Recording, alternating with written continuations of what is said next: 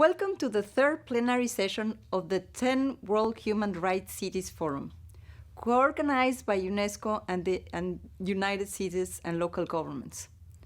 My name is Gabriela Ramos, Assistant Director General for Social and Human Science of UNESCO, and I want to thank the city of Gwangju for hosting this very important event.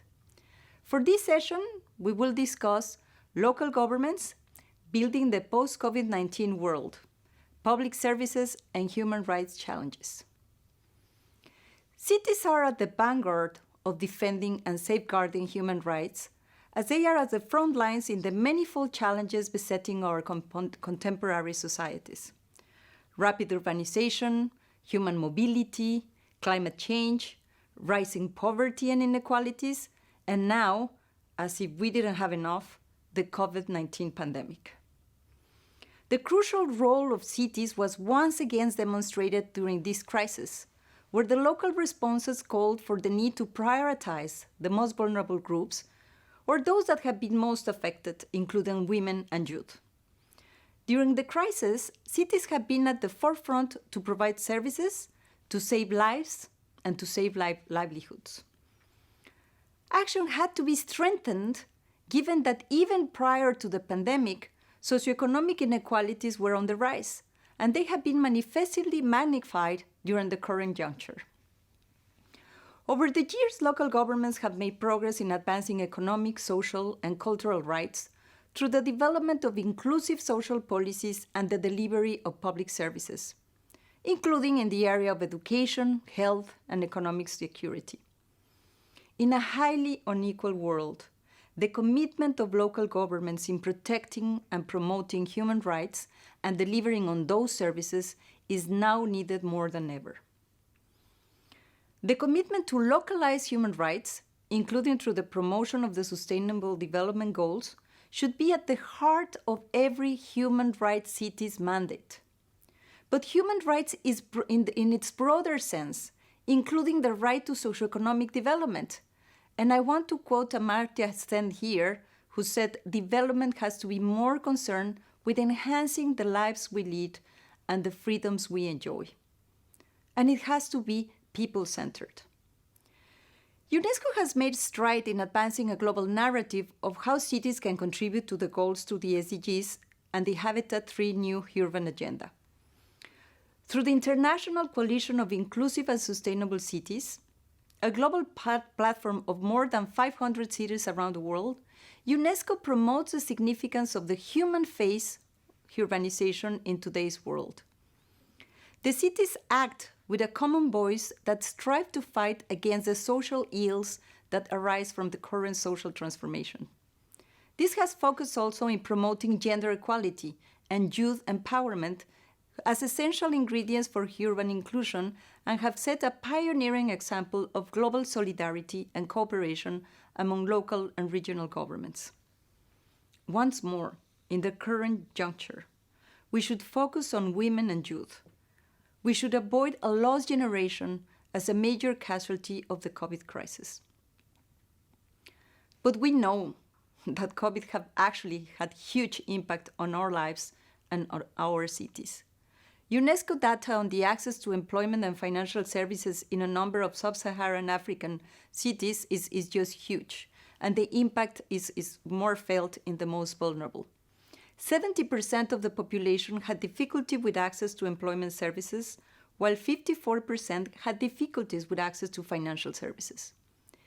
In addition to these barriers to accessibility, discrimination was prevalent among the population surveyed during the COVID-19, with social status as the most widely reported discriminatory factor at 24% of the responses, followed closely by political identification at 21% of those that responded to our call.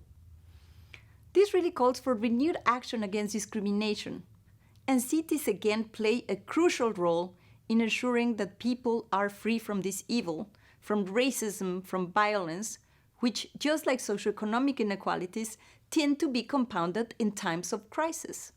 We cannot ignore the example that the very unfair burden that has fallen in women's shoulder, be it as a health staff, as caregivers, or as the so-called essential workers. Even worse, as victims of unacceptable levels of violence, women had really been at the core of this agenda.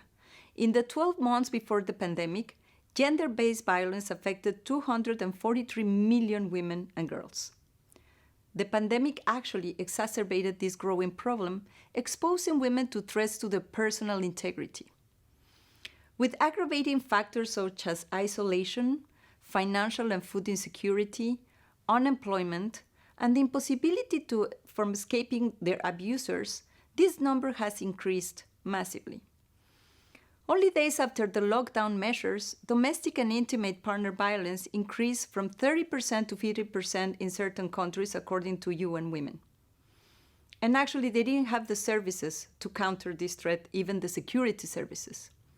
One of the most striking facts is that women have been affected 1.8 times more from the pandemic, 1.8 times more from the pandemic, considering the economic impact when you compare them with men, increasing, of course, their initial status of vulnerability.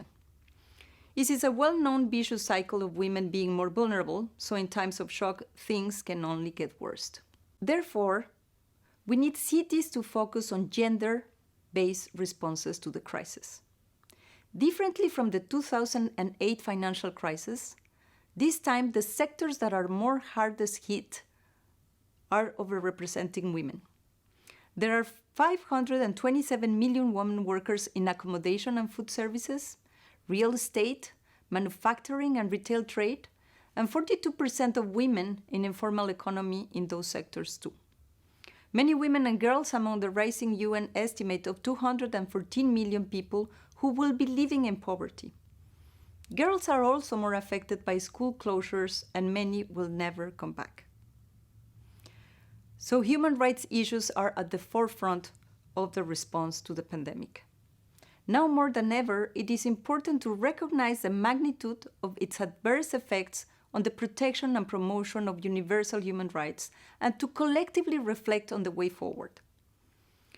Today, local human rights measures are mainly focused on mitigating the effect of COVID-19 pandemic in exacerbating existing social issues, with local governments worldwide showcasing their creativity and determination through the best response practices. However, beyond mobilizing local efforts, it's equally important to be able to analyze with a careful eye, an open mind, and an innovative lens the adverse effects of the crisis on the most vulnerable groups and evaluate the various modes of recourse that can be taken to protect them.